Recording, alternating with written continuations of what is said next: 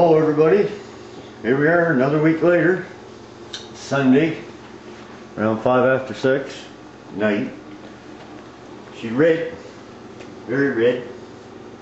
Didn't turn out too bad, not a whole lot of dirt at the back end, but Tommy Shoe left a comment there about taking everything off the car, like the bumpers and stuff like that. Well, that's a very good thing to do, because I didn't do it.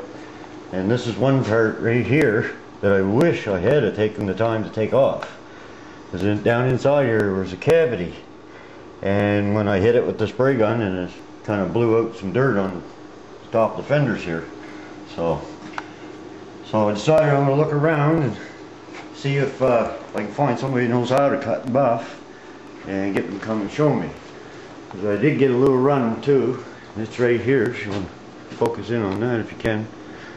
It's not too bad, but what happened is the roof is so big that I could barely reach the other half, or when I was spraying across, I couldn't reach very good because it's so wide.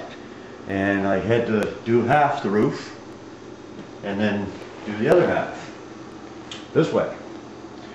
And I ended up overlapping and piling the clear up right here.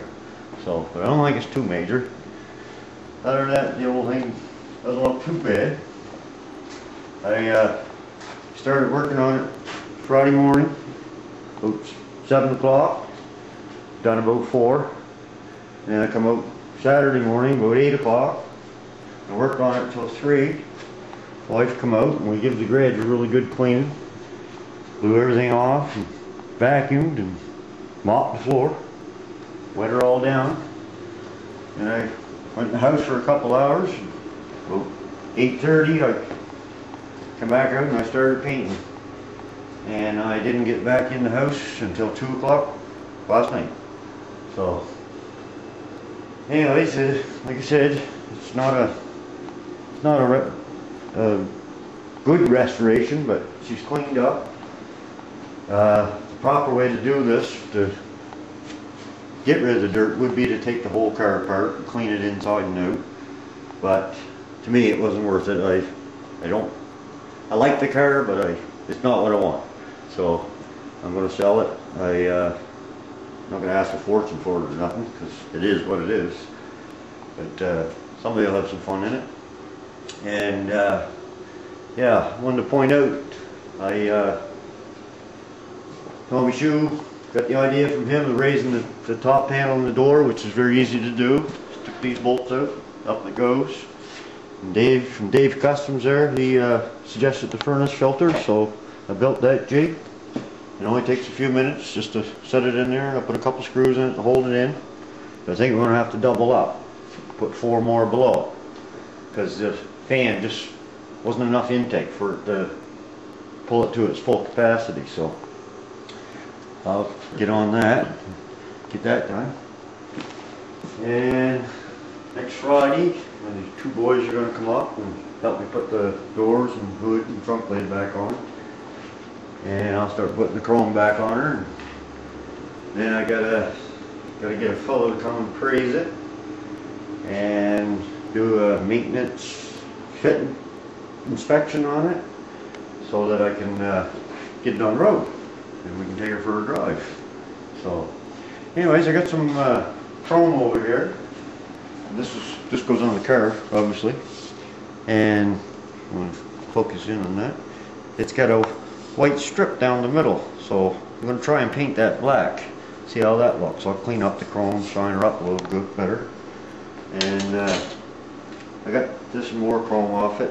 A lot of the chrome has these little pits, and well, I don't know how to get rid of them, so if anybody knows, if I even can, I'm not going to buy new, or I'm not going to get them re-chromed, because like I said, the car's just not worth it to me. And got these pieces here. They're the same thing. Got a few pits in them with the white paint. I want to try to, I don't know, probably brush it in with a small brush. And that goes on the bottom of the fender right here, on each side. Anyways, there's a lot of chrome going on it.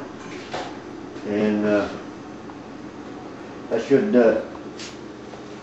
set the the dirt off it. There's the stars that goes on the back fenders.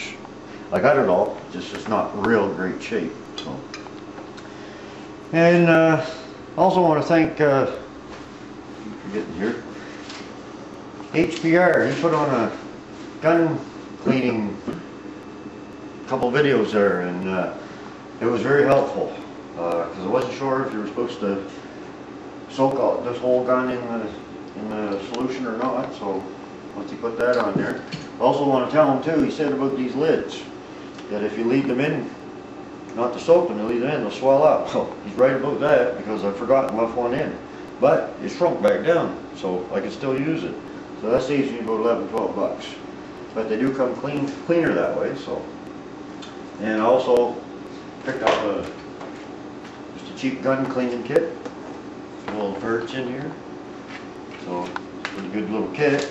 I just put it in my own little box to get the tips here, little brush, and little just like little pipe cleaners or type thing.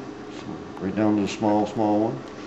So no, in case they have this stuff, keep your gun clean.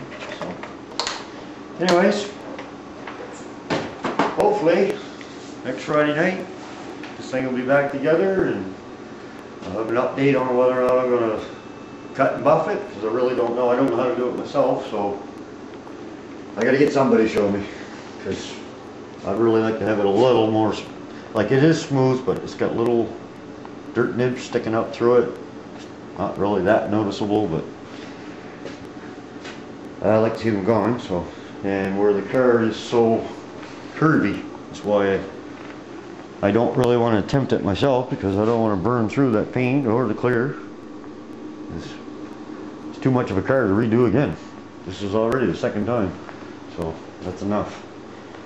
And like I said, next weekend we'll have another video on the car all together, and won't be too long after that we'll take you for a drive in her. Thank you. Thanks for watching. Bye.